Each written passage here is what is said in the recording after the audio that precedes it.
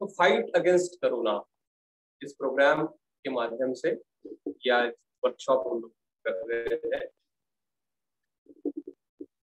एक दो वाक्य मैं आपको बता, पहली है 11 मई को, रिसेंट रात का समय है और आकाश में एकदम 1000, 1200, 1500 रैकेट एक साथ आके आकाश में ही,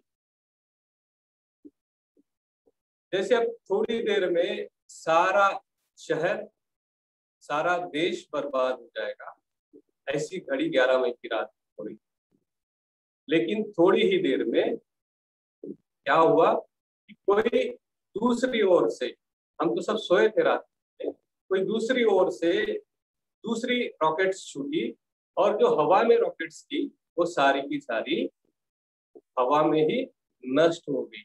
जहां पर लाखों करोड़ लाखों लोग मर सकते थे, जहां पर बहुत बड़ा नुकसान हो सकता था, वहां पर किसी अद्वैत या ऐसी शक्ति जो हमें दिखती भी नहीं है, उसने हमारी रक्षा की। दिनेश जी स्लाइड्स ऑन कर दीजिए।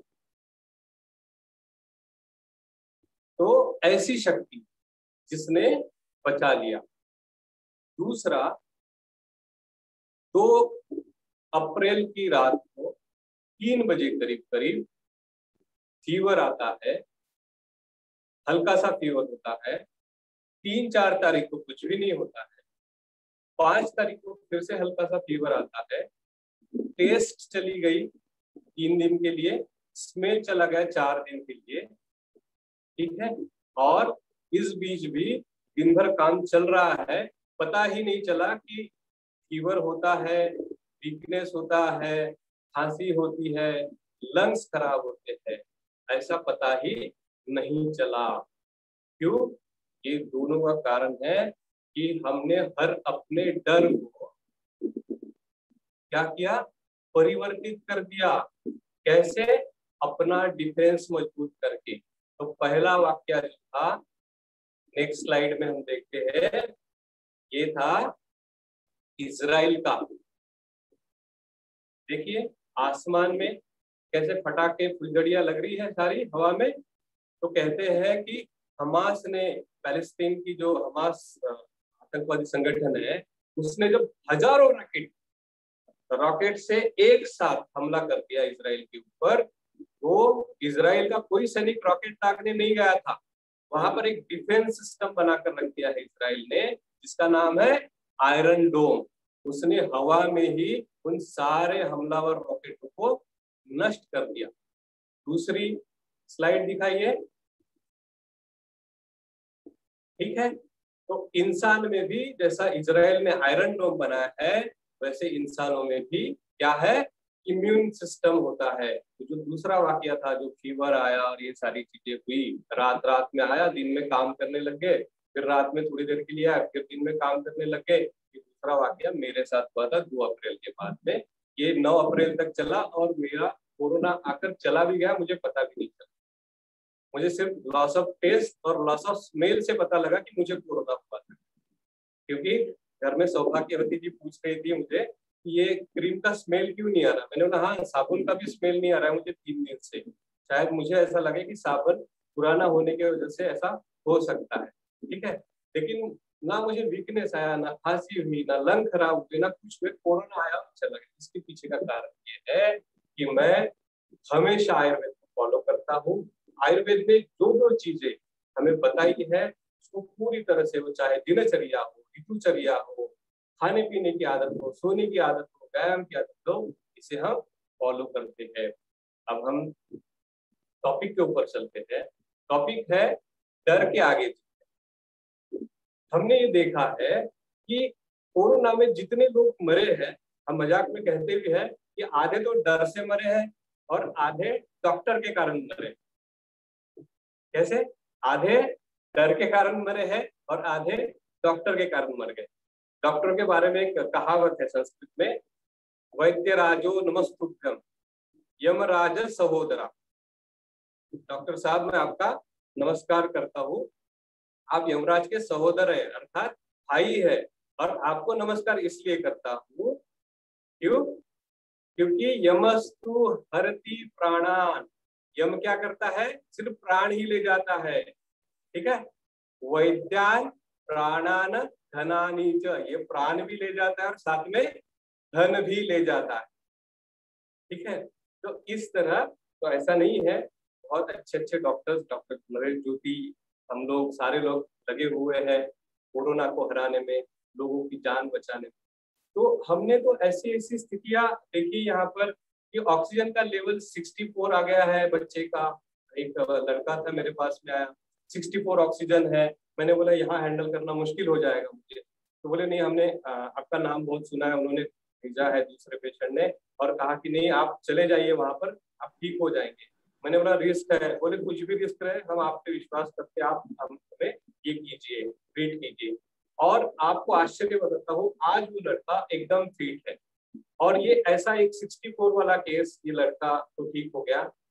ऐसे लगभग मेरे पास 10-12 केसेस है जिनका ऑक्सीजन 80 के नीचे था, इनको ना रेमडेसिविर लगा ना कुछ लगा। आयुर्वेद और मॉडर्न का थोड़ा सा जो ज्ञान था वो दोनों को मिलाकर हमने ठीक किया है इनको।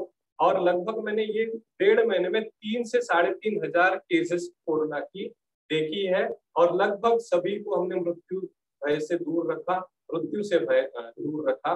और सबको विश्वास ये रहा हमेशा कि नहीं हमें डॉक्टर साहब ठीक कर देंगे, क्योंकि हमने सबसे पहले पेशेंट के दिमाग से क्या निकाला था, डर निकाला था, ठीक है। और आप सबने भी तो डरना नहीं, क्यों, क्योंकि मॉर्टेलिटी रेट, इन्फेक्शन का रेट बहुत ही ये है, आपने आंकड़े देखे होंगे, लगभग 90% लोग पूरी तरह से ठीक हो जाते, ठीक है। 10% लोगों को ही हॉस्पिटल जाने की जरूरत पड़ती है। डॉक्टर साहब सॉरी टू इंटरप्ट यू, आपकी आवाज माइक थोड़ा लगता है दूर है आपका, आवाज कम आ रही है? जी जी जी, थोड़ी सी टूट रही है आवाज, बीच बीच में उतनी क्लियर नहीं है और माइक ऐसे लगता है जैसे दूर है माइक। एक सेकेंड।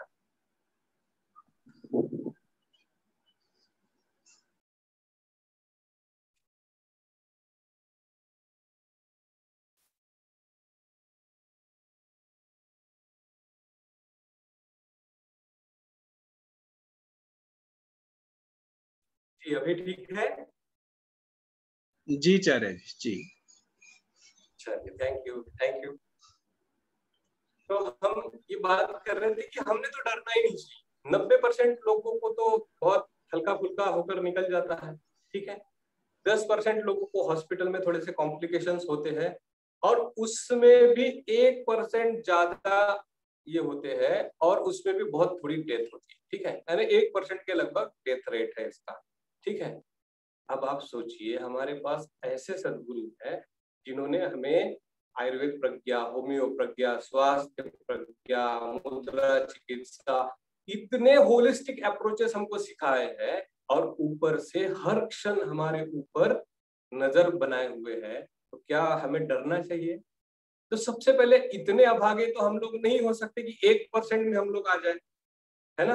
99% छोड़कर 1% आ जाए, ऐसा तो हो ही नहीं सकता, ठीक है।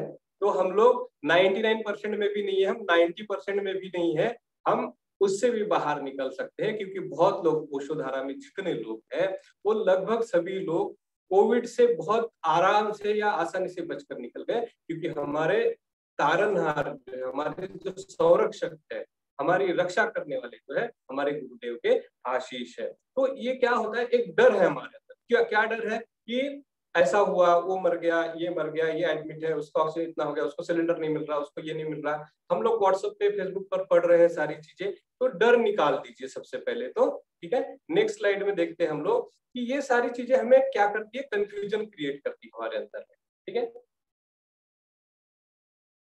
क्या कंफ्यूजन है कि साइंटिस्ट ये बोल रहे हैं, फिर कहते कोई कि वैद्य ने ये गोली बताई, दादी माँ के सौ नुस्खे कोई बताता है, फिर भारत सरकार ये बोल रही है कि ये मेडिसिन लेनी चाहिए, ये वैक्सीन लेनी चाहिए। वैक्सीन में भी फिर कितने दिन का डिस्टेंस रखना चाहिए, ठीक है। एक वैक्सीन अच्छी है, दूसरी वैक्सीन अच्छी है, ये वाली ले या वो वाली ले, या रशिया वाली ले या इंडिया वाली ले, यहाँ तक। फिर कोई कहता है कि मौसी का काढ़ा बहुत अच्छा है, मौसी ने भिजवाया है। कोई बोलता है कि रेमडेसिविर लेना है, डॉक्टर ने एक इंजेक्शन बताया, इसके पीछे दौड़ो भागो। फिर बाबा जी का चूरन और ये सारी 10 चीजें हम आयुर्वेद ये व्हाट्सएप पर देखते रहते हैं। यानी दुनिया की सबसे बड़ी अगर यूनिवर्सिटी जो है वो व्हाट्सएप यूनिवर्सिटी बन गई है, और उसके कारण हमारे अंदर बड़ा कंफ्यूजन, बड़ा डर और एक ऐसा माहौल बन गया है कि जैसा लगता है कि बस अब दुनिया खत्म ही होने वाली है, कोरोना अकेला बचा है। अब वैसे भी ऐसा लगता है ना कि कोरोना अकेला ही दुनिया में बचा है, हम लोग तो कुछ है ही नहीं, है ना। तो ऐसा नहीं है, कोरोना से आराम से बचा जा सकता है, आपका सिस्टम आपको मजबूत करना है। ठीक है, तो नेक्स्ट स्लाइड में देखते हैं हम लोग। आपके ऊपर फिर क्या होता है कि अलग अलग ट्रायल और एरर, है ना। आपने देखा होगा ना कि पहले बताया गया कि प्लाज्मा थेरेपी बहुत जरूरी है ना, प्लाज्मा देना जरूरी। फिर गवर्नमेंट ने बोला कि नहीं नहीं, प्लाज्मा का तो कोई रोल ही नहीं है। फिर रेमडेसिविर बहुत जरूरी है, रेमडेसिविर का बहुत ही ज्यादा आवश्यक है। ठीक है, अभी 4 दिन पहले आया कि नहीं रेमडेसिविर की कोई जरूरत नहीं, इसका कोई बहुत बड़ा रोल नहीं है। ठीक है, गवर्नमेंट ने कोई स्टडी नहीं की है, कोई साइंटिस्ट की स्टडी नहीं है। अभी फिर से 2 दिन पहले और आया कि नहीं नहीं रेमडेसिविर ना थोड़ा डेथ रेट को कम करता है, 10 दिन दे दो तो थोड़ा रेमडेसिविर ठीक होता है। लेकिन मैंने 3-3.5 हजार पेशेंट देखे, एक को भी ना रेमडेसिविर लगाया ना फ्लैविफ्लू दिया है। ठीक है, लेकिन कुछ एलोपैथी का मेडिसिन इतना बढ़िया है जो काम करता है, उनके नाम भी मैं आपको बताऊंगा। ठीक है, तो जो चीजें हैं ट्रायल एंड एरर की हमारे साथ में होती है, ये कोई कोई बहुत ज्यादा इसके लिए दौड़ भाग करने की जरूरत नहीं है। आपको बताता हूँ, रेमडेसिविर की कोई स्टडी तो हुई नहीं है, ठीक है, लेकिन इंदौर की पुलिस ने एक स्टडी की है। आपको बताऊं, इंदौर के पुलिस ने एक स्टडी ये की कि एक नकली रेमडेसिविर इंजेक्शन बेचने वाले रैकेट का पर्दाफाश किया उन्होंने। ठीक है, और बहुत लोगों को उन्होंने नकली रेमडेसिविर बेचा था, पैरासीटामोल का इंजेक्शन भर भर कर उन्होंने बेचा था या ऐसा कुछ था। तो ये रेमडेसिविर का नकली इंजेक्शन जिन जिन को दिया गया है उनका उन्होंने डाटा कलेक्ट किया, तो वो डेटा में उनको पता लगा सारा सारा कि उसमें से 95% लोग तो स्वस्थ हो गए एकदम से। इसका मतलब क्या हुआ कि रेमडेसिविर 95% लोग जो थे वो तो ऐसे ही बच गए। ठीक है, नकली रेमडेसिविर लेने के बाद भी बच गए, अर्थात वो ऐसे भी उनको रेमडेसिविर नहीं मिलता तो बच जाते। ये पुलिस का रिकॉर्ड है, इंदौर पुलिस का, उन्होंने अपने पास अभी पब्लिश किया था। ठीक है, तो इसमें करना क्या है, आयुर्वेद क्या कहता है आपको क्या करना चाहिए। तो आयुर्वेद कहता है कि सर्वम अन्यम परित्यज्य शरीरम अनुपाल्य, अपने शरीर का ख्याल रखना। जैसा इजराइल ने किसका ध्यान रखा, आयरन डोम। ठीक है, दूसरा इंसानों ने क्या ध्यान रखना चाहिए, इम्यूनिटी। सब में आय आय आय है, हमने भी किसका ध्यान रखना चाहिए, आय का, यानी अपना ध्यान रखना है। ठीक है, सर्वम अन्यम परित्यज्य शरीरम अनुपाल्यत, इसका मतलब है कि बाकी सब आपका काम धाम, ऑफिस, फैक्ट्री, पैसा, दुकान, ये सारा कोरोना ने बता दिया ना। वैसे भी ये सारा इंपॉर्टेंट नहीं है, सबसे ज्यादा इंपॉर्टेंट क्या है, आपकी जान है, आपकी खुद की जिंदगी है सबसे ज्यादा इंपॉर्टेंट। ठीक है, तो इसलिए आय पे ध्यान रखना है, आयरन डोन, इम्यूनिटी, आय, मुझ पर अपने आप पर ध्यान रखना है कि मैं स्वस्थ कैसे रह सकता हूँ। ठीक है, तो बेसिक बेसिक फंडा आपको बताता हूँ नेक्स्ट स्लाइड में। Dinesh ji next slide. इसका जवाब एक दो लोग देंगे, रोग प्रतिकार शक्ति अर्थात इम्यून रिस्पॉन्स, इम्यून सिस्टम। कोई बता सकता है कि हमारी रोग प्रतिकार शक्ति कब कम होती है, कोई डॉक्टर्स, आचार्य अनुपम जी।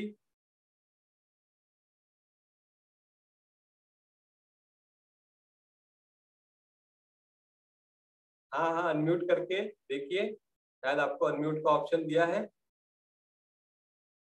जी डॉक्टर साहब नमस्कार। कुछ गलत खाने से और टॉक्सिन्स वगैरह जो चले जाते हैं बॉडी में जी, उनकी वजह से ये इम्यूनिटी कमजोर हो जाती है। जी जी जी जी, ठीक है, ये भी बात ठीक है, कुछ कमजोर खाने से कमजोर तो होगा ही शरीर। आयुर्वेद भी यही बोलते हैं, जैसा खाएगा अन्न वैसा होएगा मन, जैसा पिए पानी वैसी हुए वाणी। माँ स्वरूपा कुछ बोलना चाहती है, रोग प्रतिकार शक्ति कब कम होती है, जब हम दुखी होते हैं। ये तो हम लोग जब दुखी होते हैं निश्चित ही हमारी रोग प्रतिकार शक्ति कम होती है। और कोई एक और आखिरी, डॉक्टर साहब, डॉक्टर नरेश ज्योति जी।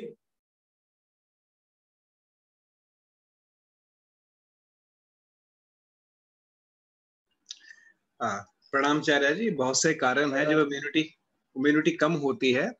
जैसे शारीरिक लेवल पे है, शरीर को आहार अच्छा नहीं मिला है, क्योंकि हम प्रोटीन अच्छी नहीं मिली है, तो प्रोटीन से एंटीबॉडी बनते हैं।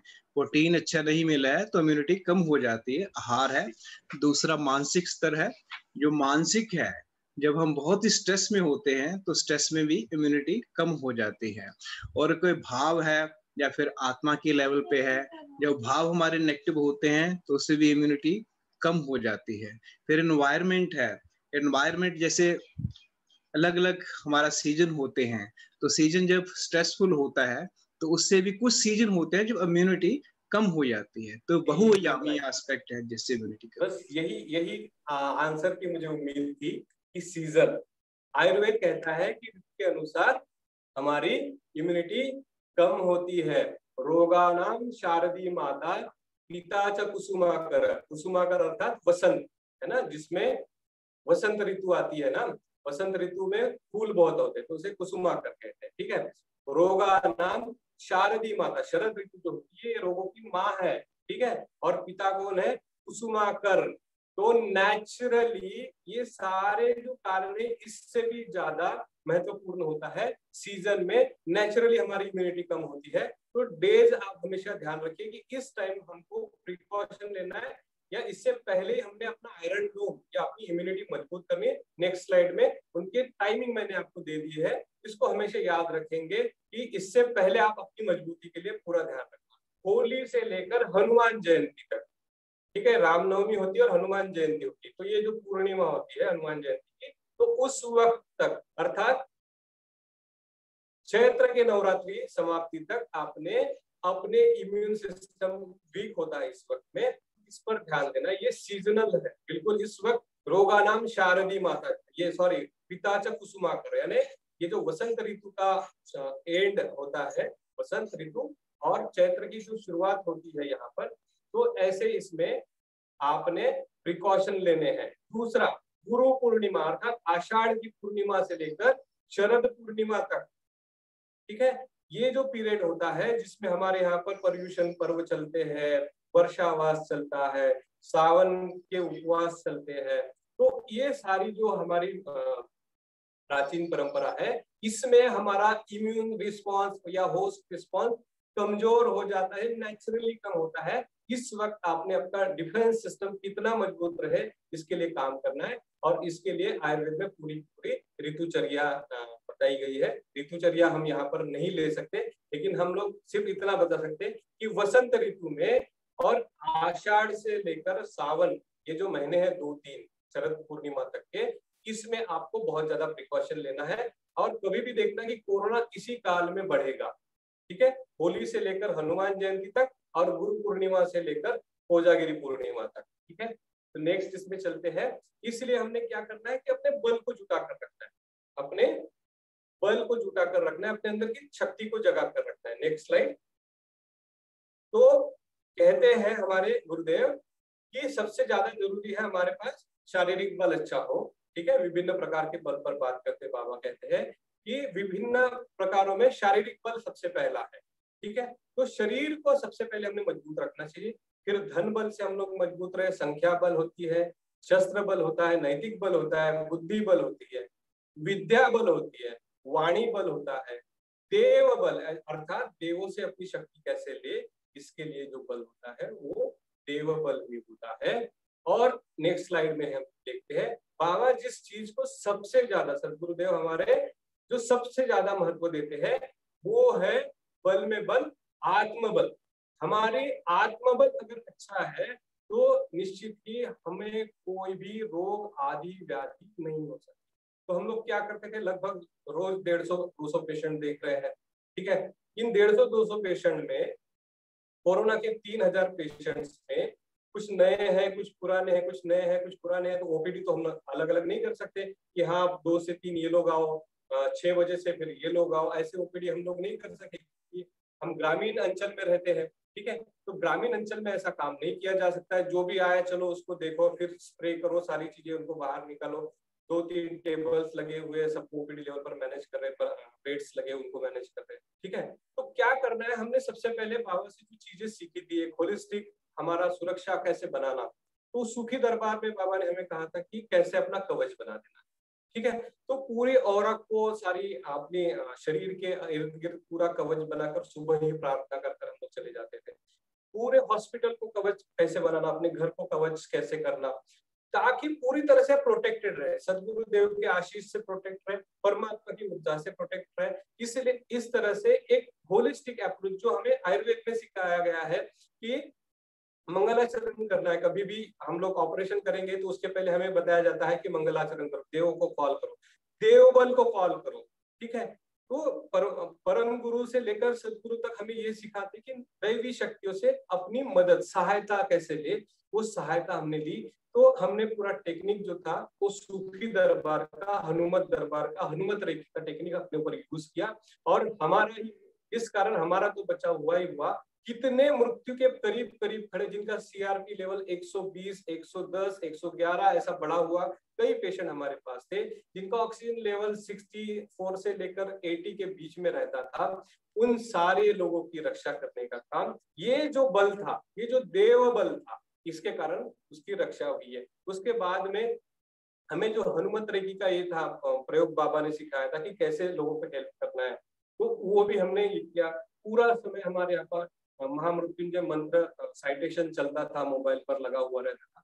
तो इससे क्या हुआ कि हमारा आत्मबल और हमारा मनोबल हमेशा बढ़ता रहा। कि महामृत्युंजय मंत्र चल रहा है, तो महामृत्युंजय मंत्र चल रहा है तो निश्चित ही मृत्यु से रक्षा करेगा। तो और ये हुआ भी कि टचवुड या परमात्मा के चरणों में सारा यश अर्पित करता हो, गुरु देव के चरणों में यश अर्पित करता हो। हमारे हॉस्पिटल में एक भी मृत्यु नहीं हुई, लगभग इतने पेशेंट देखने के बाद। तो इतने खराब पेशेंट देखने के बाद भी जो हमने ये पूरा काम किया है, ये निश्चित ही हमारे आत्मबल का, मनोबल का और देवबल का सारा ये था। और उसके बाद में जो हमारी विद्या का बल था, या वाणी का बल था, नैतिकता का बल था, ये सारी चीजें बहुत ही कम खर्चे में, लगभग कुछ लोग तो 1500-1200 रुपए में कोविड से मुक्त हो गए हमारे यहाँ पर, ठीक है। तो इस तरह से हमने इसको अंजाम दिया, ठीक है। तो नेक्स्ट स्लाइड में देखते हैं कि हमारा बल और ये सारी चीजें कैसे काम करती है हमारे ऊपर। क्योंकि हमारा जो शरीर है तो सिर्फ शरीर नहीं है, ये जो शरीर दिख रहा है ये नहीं है।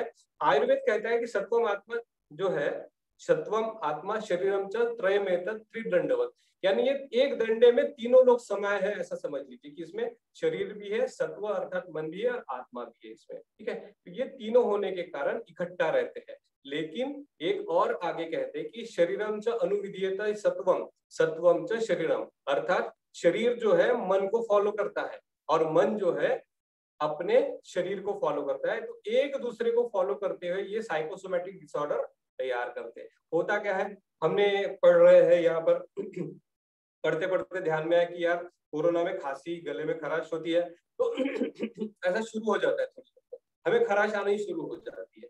फिर हम आगे बढ़ते कि नहीं, 2 दिन में खांसी बढ़ जाती है, बुखार आए जैसा लगता है लेकिन बुखार आता नहीं। हम 3 बार टच करते हैं, बुखार तो नहीं है, बुखार तो नहीं, 3 बार थर्मामीटर लगाएंगे। फिर जिनके घर में पल्स ऑक्सीमीटर है तो 3 बार ऑक्सीजन चेक करना शुरू कर देंगे लोग कि अरे आपको बुखार नहीं आया है, आपको खांसी नहीं है, आप 3 बार क्यों ऑक्सीमीटर लगा रहे, क्यों आप खुद परेशान हो रहे, क्यों डर रहे। डर के कारण आपका होस्ट रिस्पॉन्स निगेटिव चला जाता है।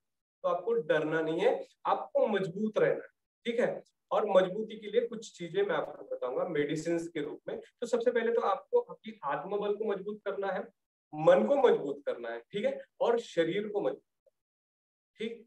तो मैंने जो अपने लिए किया है, मैं लगभग 8 किलोमीटर रोज का साइकिलिंग करता हूँ। उसके पश्चात जो काम है मेरा, 15 मिनट के लिए मेरा एक्सरसाइज होता है। एक्सरसाइज के बाद में मेरी भूख पर मेरा पूरा नियंत्रण रहता है कि मेरी भूख कब, मैंने कितना खाना चाहिए, क्या नहीं खाना चाहिए। सीजनली मैं च्यवनप्राश कब खाना चाहिए, गिलोय कब खानी चाहिए, आंवले जब आते हैं अश्विन माह के, वो आंवले जरूर खाने चाहिए। ये सारी चीजों को मैं बड़ा फॉलो करता हूँ, और इसी कारण मुझे कोरोना आया गया और हो भी गया, पता भी नहीं चला। इस तरह से ये है। तो आपने भी आपका इम्यून का सिस्टम जो है उसको मजबूत रखना है। नेक्स्ट स्लाइड में देखते हैं कि किस वजह से हमारा इम्यून सिस्टम मजबूत रहता है। तो हमारे शरीर में जो अग्नि तत्व है, जो यहाँ पर हमारे अग्नि होती है, जो खाना पचाती है, जो जठर में जठराग्नि कहते हैं जिसे, वो हमारे आयु वर्ण बलम स्वास्थ्य उत्साह पचयो प्रभाव, ठीक है। हमारा आयु वर्ण बल स्वास्थ्य उत्साह चय पचय अर्थात हमारा पाचन और प्रभाव, हमारा जो तेज होता है, ओज, ओज का मतलब है जो हमारे अंदर एक शक्ति है, ओज शक्ति, ठीक है, जो सारे रोगों को, निगेटिविटी को और हमारे जीवन की स्थिति को बनाए रखती है, निगेटिविटी को दूर रखती है।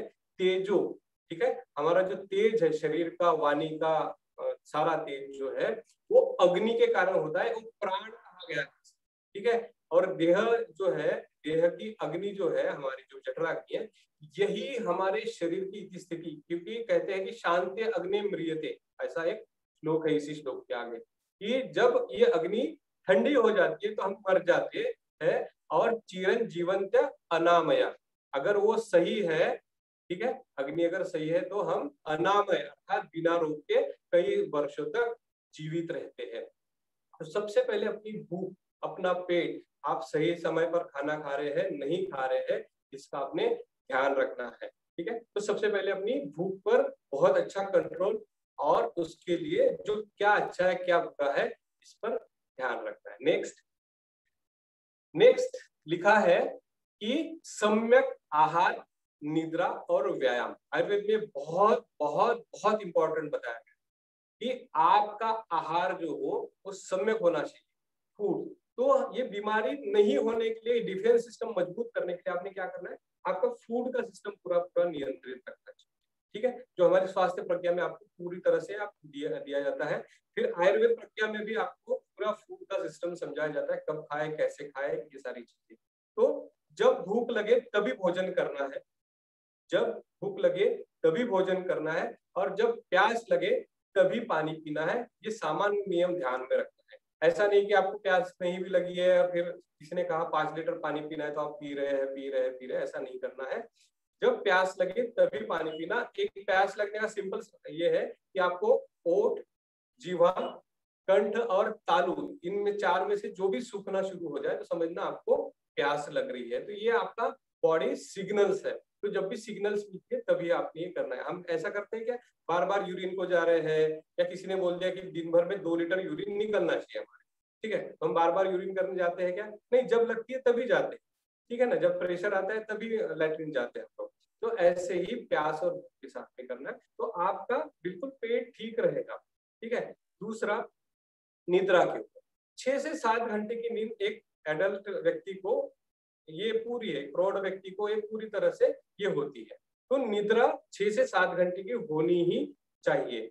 आप चिंता में है, आप किसी कारण से ये है, तो आप दिन में सोए। अभी तो लॉकडाउन चल रहा है, ठीक है, तो जितना मैक्स आराम करेंगे आप बहुत अच्छा हो जाएंगे। और व्यायाम बहुत जरूरी है। आप बोलेंगे भैया लॉकडाउन है, कहीं जा नहीं सकते, ना जिम में जा सकते, ना सड़क पर घूम सकते, ना पार्क में जा सकते, तो कैसा करें? हर एक के घर को छत होती है, आंगन होता है, सड़क होती है घर के सामने, जितना घूम सकते 15-20 मिनट 30 मिनट तक हम ये कर सकते हैं। अगर कुछ नहीं भी है तो एक टर्किश का टॉवेल लीजिए, ठीक है, और दोनों हाथों से 20 बार ऐसा है, इतनी कैलोरी बर्न हो जाएगी, आप थक जाएंगे, रख देंगे थोड़ी देर में 20 इसमें, ठीक है। जोर से झटक दीजिए उसको, जैसा माँ लोग ये करते हैं कपड़े सुखाते वक्त, ऐसे झटक देते हैं जोर से, ऐसे। बस इतना भी करने से आपकी कैलोरीज बर्न होगी, पसीना छूटना शुरू हो जाएगा। तो 20-20 के 4 सेट अगर आप करते तो निश्चित ही आप थक जाएंगे। इतना सिंपल काम तो कहीं भी हो सकता है। जहां कपड़े सुखाते वहीं खड़े हो जाइए, माँ को बोलिए कि भैया कपड़े हमारे पास दे दो, हम झटक झटक के सुखा देते हैं, ठीक है। इतना काम भी अगर करते हैं तो आपका निश्चित ही व्यायाम, एक सम्यक व्यायाम आपको हो जाएगा। हल्का सा पसीना छूटना चाहिए व्यायाम करते हुए, इतना भर कर लें, ठीक है। तो नेक्स्ट स्लाइड में हम जानते हैं क्या क्या इसमें कोरोना काल में क्या करना। तो व्याधि पूर्व, तो मैंने तो सारी चीजें आपको ये बता दी कि आपने सेफ कैसे रहना है, एक तो अपना कवच बनाना है, फिर खाने पीने में सावधानी, नींद पूरी लेना है, व्यायाम पूरा करना है, ठीक है। हम थोड़ी देर में औषधियों के बारे में भी जानेंगे, ठीक है। तो सबसे पहले तो फूड बहुत ज्यादा इंपॉर्टेंट क्या है, आपने अच्छा खाना खाना है, पौष्टिक खाना। अब वो हर चीज पौष्टिक आपको अभी बताएंगे, जैसा प्रोटीन युक्त होना चाहिए, कार्बोहाइड्रेट भी होनी चाहिए उसमें, ठीक है, मिनरल्स भी होनी चाहिए। तो ये सारी स्वास्थ्य प्रक्रिया में जो चीजें हमें सिखाई जाती है, ऐसे फूड को हमने अगले माह फिर से स्वास्थ्य प्रक्रिया है तो आप उसको ज्वाइन कीजिए। बहुत अच्छी तरह से हम कैसे रह सकते हैं, फूड कैसे लेना चाहिए, प्रोटीन्स कितने आने चाहिए, ये सारी चीजें बड़ी अच्छी तरह से सदगुरुदेव के द्वारा डॉक्टर नरेश ज्योति सर और बाकी टीम आपको बहुत अच्छे से समझाएंगे। तो फूड, एक कॉमन फूड कैसा होना चाहिए बीमार नहीं पड़ने के लिए, वो सारी चीजें। फिर औषधियाँ क्या लेंगे, तो आपको पता है बहुत सारी औषधियाँ आप नाम जानते हैं, कुछ गिलोय जानते हैं, आंवला जानते हैं, च्यवनप्राश जानते हैं। तो ऐसी चीजें जो इम्यूनिटी को बहुत बढ़ाती है, ऐसी चीजों के बारे में भी आप सब जानते हैं। फिर आता है नस्य। नस्य का मतलब होता है नाक में तेल या औषधि युक्त कोई पदार्थ को डालना, ठीक है। तो इसके लिए प्रतिमर्श नस्य का आयुर्वेद में बताया गया। आपने करना क्या है, गाय का घी या तेल, तिल का तेल होता है या नारियल का भी तेल चल जाएगा, आपकी आई ड्रॉप की या ईयर ड्रॉप की एक बॉटल होती है, उसको अच्छे से साफ करके रख दीजिएगा, उसमें तेल या घी भर के रख दीजिए, ठीक है। और दिन में 2 बार क्या कीजिए, कटोरी में पानी गर्म करके ये बॉटल जो है उसमें रख दीजिए, ताकि वो थोड़ा हल्का कुनकुना हो जाए ऑयल, ठीक है। और उसको ऐसे लेटकर 2-2 ड्रॉप दोनों नथुनों में डाल दीजिए, ठीक है। तो दोनों नॉस्ट्रिल में 2-2 ड्रॉप डालकर हल्का सा ऐसा ये कर लीजिए, ठीक है। इससे क्या होगा, आपको ऑयलिंग हो जाएगी यहाँ पर, ठीक है, दोनों इसमें। अगर वायरस अंदर गया भी तो डायरेक्ट म्यूकोसा से नहीं चिपकेगा, आपका जो म्यूकोसा होता है उसको नहीं चिपकेगा, वो जाकर ऑयल की परत पर लग जाएगा, ठीक है। वो भी ऑयली है, ये भी ऑयली है, और इतना फाइन है कि आपकी परत के अंदर घुसेगा, उसको ऑक्सीजन नहीं मिलेगा, ना इधर म्यूकोसा से कुछ मिलेगा ना बाहर का ऑक्सीजन मिलेगा, तो परत में ही नष्ट हो जाएगा, ठीक है। तो रोज नस्य का ये बताया गया। वैसे भी नस्य कर्म को आजीवन आजन्मम मरणम शस्तम कहा है, अर्थात जन्म से लेकर मृत्यु तक अगर जो एक काम आयुर्वेद में किया जा सकता है वो नस्य कर्म होता है, प्रतिमर्श नस्य, अर्थात नाक में तेल या गाय का घी डालना इसको, ठीक है। तो ये रोज किया जा सकता है। फिर व्यायाम के बारे में हमने आपको बताया ही है, ठीक है। तीसरा जो पांचवा जो है वो है धूपन। धूपन चिकित्सा आयुर्वेद में कहते हैं कि धूपन करना चाहिए जब भी ये भूत संसर्ग होता है। भूत संसर्ग यानी जो वायरल इन्फेक्शन या बैक्टीरियल इन्फेक्शन होता है, इनको बचाने के लिए भूत संसर्ग की बात कही है आयुर्वेद में, ठीक है। तो जैसे महर्षि सुश्रुत जी क्या करते, जब ऑपरेशन करने जाते थे तो ऑपरेशन के समय पर एक कटोरा लेकर धुनी जलाई जाती थी, ठीक है। कोई लेडी वहां कर देती थी या कॉर्नर्स में धुनी, तो अगरू हो गया, चंदन हो गया, तगर हो गया, तो ऐसे जिसका अगरबत्ती कहते हैं ना उसको अगरू कहते हैं, ठीक है। तो ये सारे चीजें जो है, या फिर हमारे आश्रम में सबसे बढ़िया चीज मिलती है, धुनी का पैकेट मिल जाता है, ठीक है। उसमें 1 चम्मच जैसा आपने इसमें जलाने के लिए ले लिया धुनी, घी डाल दिया, तो पहले हल्दी भी उसमें मिक्स कर दीजिए, हल्दी पाउडर, ठीक है। और इतना बढ़िया उसका धूपन हो जाता है कि इसमें स्पेस में जितना भी अभी आकाश में यहाँ पर जितना बैक्टीरिया होगा या वायरस होगा या निगेटिव एनर्जीज होगी वो सारी नष्ट हो जाती है। तो धूपन हमेशा करना चाहिए। धुनी चिकित्सा जो बाबा ने हमें सिखाई है ये शास्त्रों में वर्णित है और टाइम टेस्टेड है, इसका कोई चैलेंज नहीं कि नहीं इससे ये नहीं मरता। हम लोग इवन अभी भी जो मॉडर्न साइंस भी जो है वो फ्यूमिगेशन पर विश्वास करता है। जब हमें कोई जगह क्लीन करनी होती है तो फ्यूमिगेशन इज बेस्ट पार्ट, तो हमारे शास्त्र में ऑलरेडी ये सारी चीजें दी थी, ठीक है। तो आपने अभी कुछ मेडिसिन लिखवा लीजिए। नेक्स्ट, ये नाम आपने सबने सुना है, ये प्लांट आप देख लीजिए, कौन सा है, गिलोय या गुड़ुचि। इसे अमृता कहा जाता है। अमृता अर्थात अमृत देने वाली, या ये कभी नहीं मरती, ये सूख भी जाए अगर कहीं और इसको फिर से पानी मिल जाए तो ये फिर से जिंदा हो जाती है, तो ये हमें जीवनदायिनी है, ये अमृता इसका नाम है। तो गिलोय के बारे में क्या है, भ्रांतियां भी बहुत है कि गिलोय खाने से सब कुछ अच्छा हो जाता है, ठीक है। लेकिन गिलोय के साथ में सावधानी ये है, गिलोय बहुत ही गर्म चीज है, कटु है, तीक्ष्ण है, ठीक है। और इसी कारण से वो क्या करती है, अपने दुश्मन का अर्थात शरीर में जाने वाले वायरस हो या इसका छेदन भेदन करने वाली होती। तो कभी भी गिलोय का सेवन 21 दिन से ज्यादा नहीं करना, ठीक है।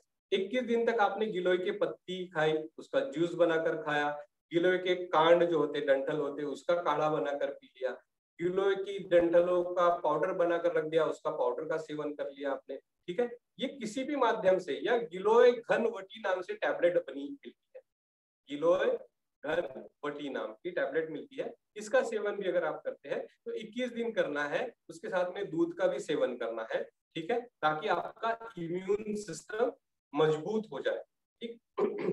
तो इसका सेवन आपने करना है गिलोय का, ठीक है। और 21 दिन के बाद में लगभग 8 से 12 दिन का गैप करना है, उसके बाद फिर से आप स्टार्ट कर सकते हैं, अर्थात सप्ताह 1.5 सप्ताह का गैप करके गिलोय का पुनः हम सेवन स्टार्ट कर सकते हैं। लगातार गिलोय नहीं लेना। लास्ट ईयर क्या हुआ कि कोरोना काल में वो आयुष्पात का बहुत ये चलन चला, तो लोगों ने खूब आयुष्पात और फिर गिलोय का काढ़ा बना बनाकर खूब लिया, ठीक है। और 4-6 महीने सितंबर अक्टूबर तक आने तक हम तक लोग पहुंचने लग गए कि भैया हिमोरॉइड्स बहुत हो गए, पाइल्स की शिकायत बहुत हो रही है। क्यों हो रही है? क्योंकि ये इतनी गर्म चीजें है, अगर आप बार पूरा टाइम इसको बिना सावधानी के अगर लेते हैं तो ये निश्चित ही अपाय कर, ठीक है। फिर नेक्स्ट एक जो है, जो जीवनदायिनी हमारे मसाले की चीजों में है, वो है हल्दी। हर घर हल्दी, घर घर हेल्दी कहा हम यूज करते हैं ना, हर घर में ये हल्दी यूज करते हैं, ठीक है।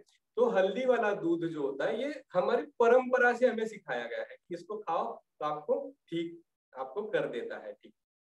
तो क्या करना है, अगर आपने और एक चीज इसमें कर सकते हैं, आपको दूध अगर पसंद नहीं है, डायबिटिक है, आप नहीं ले सकते हैं, नीम, कड़वा नीम होता है ना, कड़वा नीम की पत्तियां और हल्दी का मिक्सचर बना लीजिए, उसको कूट कर पहले पेस्ट बना लीजिए इसका, कड़वे नीम की पत्तियों का, और उसमें हल्दी मिला लीजिए। लगभग 1 पाव नीम की पत्तियों का पेस्ट अगर है तो उसमें आधा पाव हल्दी मिक्स करना है, ठीक है। और फिर उनकी ना छोटी छोटी गोलियां बनाकर जैसे एक इसमें रखकर बाहर सुखा लीजिए उसको छांव में, ठीक है। और सूखने के बाद में उन गोलियों को हम यूज कर सकते हैं, ठीक है। ये भी इम्यून सिस्टम को बहुत मजबूत करता है, ठीक है, हल्दी। और तो ये हमने यूज किया, हमें तो बाद में पता चला स्टडी करने के बाद में, ये नीम में आइजाडिरेक्टिन नाम का एक द्रव्य है, जो केमिकल है, और एक बीटा सेरोडिटॉल करके एक ये है, निम्बिन है और निम्बिडिन है। ये वायरस के रिप्लिकेशन को ही रोक देता है नीम। और सबसे बड़ी बात यह है कि मैंने 4-5 साल पहले एक नीम का पेड़ आंगन में लगाया था मेरे हॉस्पिटल के आंगन में, और इतना बड़ा घना हो गया है। हम लोग सब कहते हैं कि ये ऑक्सीजन प्लांट पहले ही लगा दिया था, मोदी जी तो अभी लगा रहे सभी पूरे देश में ऑक्सीजन प्लांट, हमने पहले ही लगा दिया था। और जो भी पेशेंट ऐसे खराब रहते हैं, हम उनको बोलते हैं कि आप वो नीम के पेड़ के पास जाके बैठ जाइए कुर्सी लगाकर, आपको अच्छा लगेगा, ठीक है। और सच में बहुत लोगों का ये आता है हमें कि वो आपके पेड़ के पास बैठने से आधी बीमारी हमें कैसी दूर हो जाती। तो हो सकता है कि भाव के कारण या उसकी ही छाव के कारण ये निश्चित ही ऐसा होता होगा। तो नीम में वायरस के रिप्लिकेशन को रोकने, यानी उसको डबल होने की जो शक्ति है वायरस में, उसको रोकने की शक्ति इसके अंदर नीम में होती है। डेंगू वायरस के ऊपर इसका स्टडी भी प्रकाशित हुआ है कि वायरस के रिप्लिकेशन को रोकता है। हमने भी क्या किया, कोरोना काल में मुझे अंदर से ये फीलिंग, बाबा की प्रेरणा होगी शायद सत्यदेव की, तो मैंने भी क्या किया कि 5th डे से हमने, जो पेशेंट का सीआरपी बढ़ना शुरू हुआ था, तो करेला और नीम का जूस बनाकर सुबह सुबह खाली पेट देना शुरू करवा दिया, और 3-3 दिन में सीआरपी लेवल कम हुए। उसके साथ में आरोग्यवर्धिनी नाम का टैबलेट हम लोग देते थे, आरोग्यवर्धिनी। और ये तो 3 दिन में जो 111 सीआरपी था, वो 3 से 4 दिन में बिल्कुल 30 के आसपास आ गया, एकदम क्रैश होकर नीचे आ गई सीआरपी। तो ऐसा एक पेशेंट में होता तो हम लोग सोचते थे कि शायद ये हो सकता है कि इसके कारण हुआ है, संयोगवश हुआ है। लेकिन मेरे 10, 11, 12 पेशेंट जो 100 यानी 100 के ऊपर के सीआरपी लेवल वाले थे, उन सभी में ये प्रयोग सफल रहा है। अब तो हम रेगुलर इस प्रयोग को करते हैं कि जिनको भी कफ हुआ है, बढ़ रहा है अभी, जब 6 डे से 7 डे से आपका कफ बढ़ना शुरू होता है इसमें, ठीक है, अगर आपके लंग्स में इन्फेक्शन पहुंच रहा है तो उस वक्त आपने बाकी चीजें तो लेनी ही लेनी है, लेकिन साथ में अगर नीम और करेले के जूस इकट्ठा अगर लेते हैं तो ये हेल्प करता है। एक और स्टडी प्रकाशित हुई है, देखो ये हमारी प्रेरणा हमारे गुरुदेव से मिली हमें कि ये यूज करो, इस चीज से फायदा हो सकता है, ठीक है, या स्पेस से हमारे जो महर्षि है आयुर्वेद के, उनसे ये प्रेरणा मिली है। लेकिन एक स्टडी आया है कि बीटर टेस्ट जो होता है, जो कड़वा टेस्ट होता है, वो आपके नेजल और म्यूकोजल होस्ट रिस्पॉन्स को मजबूत करता है। ठीक है, अर्थात क्या हो रहा है कि आपके अंदर अगर कड़वी चीजें जा रही है, नीम को वैसे भी कहते हैं कि नीम को जो बार बार रोज खाता है 3-4 पत्तियां रोज सुबह, उसको कोई रोग नहीं होता है। ओशो एक बहुत प्यारी कहानी भी कहते हैं इसके बारे में कि एक अरब स्थान से कोई व्यक्ति एक वैद्य से निकला वहां से कि मुझे और जानकारी चाहिए, मेडिकल नॉलेज चाहिए, तो बोले हिंदुस्तान चला जा। तो जाते जाते क्या करना कि तू बबूल के पेड़ के नीचे सोते सोते जाना, ठीक है। और वो कहते हैं कि वो हिंदुस्तान पहुंचते पहुंचते, यूनान से हिंदुस्तान पहुंचते पहुंचते काफी बीमार हो गए एकदम से। और फिर हिंदुस्तान के एक बहुत बड़े वैद्य के पास गया और कहा कि अरे तुम्हारा मेडिकल नॉलेज चूल्हे में जाए, मुझे अपनी जान बचानी है, मुझे ये बताओ कि मैं जिंदा वापस कैसे लाऊं। तो बोले तू कुछ मत कर, इस नीम के नीचे आज सो जा और कल नीम के नीचे सोते सोते सोते सोते अपने देश तक वापस चला जा। तो कहते हैं कि वो नीम के नीचे सोता सोता गया। बबूल के नीचे हमारी शक्ति कम होती है, नीम के नीचे हमारी शक्तियां बढ़ जाती है। तो ये कहानी ओशो के द्वारा विदित है, लेकिन ये अनुभव भी है कि नीम की पत्तियां इतनी ये है कारगर है इम्यूनिटी बढ़ाने के लिए। हमारे यहाँ पर पहले एक परंपरा थी कि जो देवियां होती थी, गांव के आसपास एक पत्थर की छोटी छोटी मूर्तियां रखी जाती थी जिसको माता कहते थे गांव में, और उसके ऊपर नीम की पत्तियों वाला जल छिड़कने जाते थे लोग और उसी नीम की पत्तियों से नहाना शुरू करते। जब समर शुरू होता था, जो बसंत ऋतु शुरू होती थी, नए नए फूल आते थे इसमें नीम के ऊपर, तो उस पत्तियों को डुबाकर उससे स्नान किया जाता था। तो निश्चित ही नीम के अंदर यह गुण है। तो नीम हमेशा एक हमारा सहायक रहा है युगों युगों से। तो आप भी इस नीम की पत्तियों का सेवन करना है। अब ब्लैक फंगस के साथ में एक नई स्टडी और कल की जा रही है कि जो लोग नीम की लकड़ी से दातून करते हैं, जो लोग नीम की लकड़ी से दातून करते हैं, उन लोगों में भी ब्लैक फंगस का धोखा कम है, क्योंकि तो जो कड़वा बीटर जो टेस्ट है वो क्या आपकी सबलिंगुअली वो एब्सॉर्ब किया जा रहा है। जो कड़वापन है वो सबलिंगुअली यानी आपकी जीभ के नीचे एब्सॉर्ब किया जा रहा है। और जो एजेडिरेक्टिन है और ये बीट्स और एडिटॉल है, ये क्या कर रहे हैं आपके नाक का जो म्यूकोस है उसको भी मजबूत करे, क्योंकि अगर सबलिंगुअली जाएगा तो तुरंत ब्लड में मिलेगा वो, ठीक है। तो आपके म्यूकोसा में जो कुछ ये हो रहा है, तो वहां का डिफेंस सिस्टम मजबूत करने का काम ये नीम करता है आपको, ठीक है। तो ऐसी इम्यूनिटी बढ़ाने वाली जो बेसिक चीजें हैं, 4-5 चीजें मैं आपको 6 चीजें आपको बता देता हूँ, नेक्स्ट स्लाइड में यहाँ है। तो एक है अश्वगंधा जो ज्यादातर यूज होती है, दूसरी है मुलेठी, ठीक है, तुलसी, आंवला, नीम और हल्दी तो हमने देख ली है।